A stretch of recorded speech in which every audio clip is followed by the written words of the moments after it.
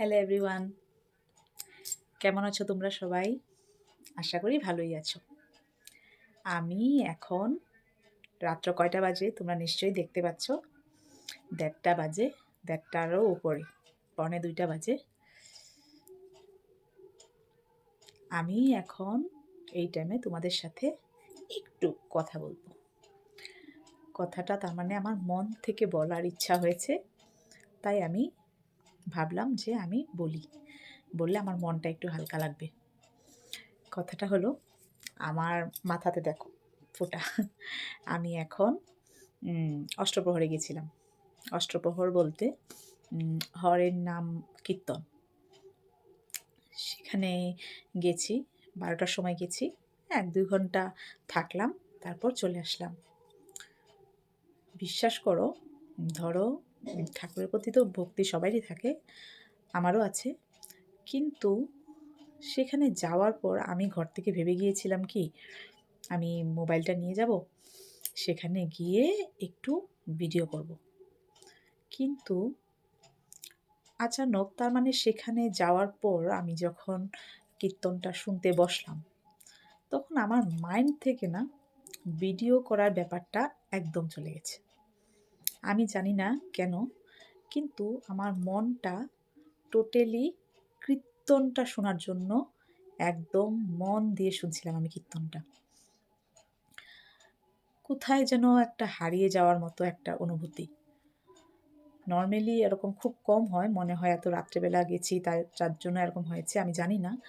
কিন্তু এখনও জাস্ট আমি ভিডিওটা করার একটাই উদ্দেশ্য, যে আমরা ভগবানকে দেখি বা না দেখি, এখনও এই যে কীর্তন নাম এগুলোর মধ্য দিয়ে এখনও কিন্তু ভগবান আমাদের মধ্যে বাস করে।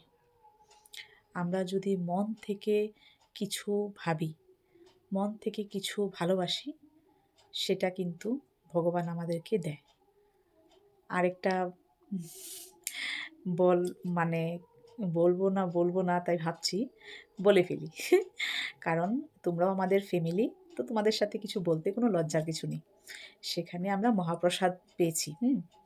তো আমি কেন বলছি, কারণ আমরা যদি কিছু মন থেকে চাই, সেটা যে পাই, ভগবান যে আমাদেরকে মেলায়, সেটার একটা প্রমাণ। তো সেখানে যখন আমরা প্রসাদ খেতে গেলাম, সেখানে অন্নপ্রসাদ দিয়েছে, ডাল প্রসাদ দিয়েছে। তো আমার না খুব মন চাচ্ছিল জানো তো, যে পাঁপড় দিয়ে খাই। তো সেখানে তো পাঁপড় দেয়নি।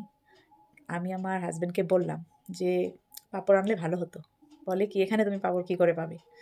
তারপরে আমি আর কিছু বললাম না। আচ্ছা ঠিক আছে, ঠিকই তো, এখানে প্রসাদ দিচ্ছে, আমি পাঁপড় কোথা থেকে পাবো? তারপর খাচ্ছি হঠাৎ করে না আমার আমার একটা হাজব্যান্ডের ফ্রেন্ডকে ফোন করলো, যে ওখানেই ছিল।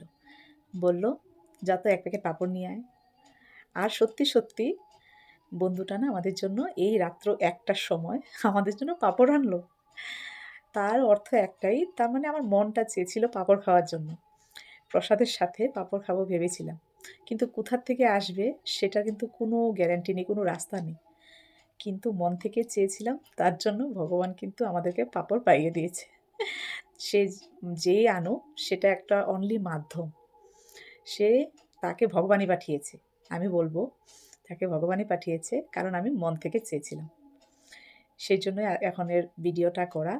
এটার সাথে আমার মানে কীর্তনটা শোনার যেটা আগ্রহ, দুটাও মিলে একদম মানে ক্ষীর হয়ে গেছে জমে।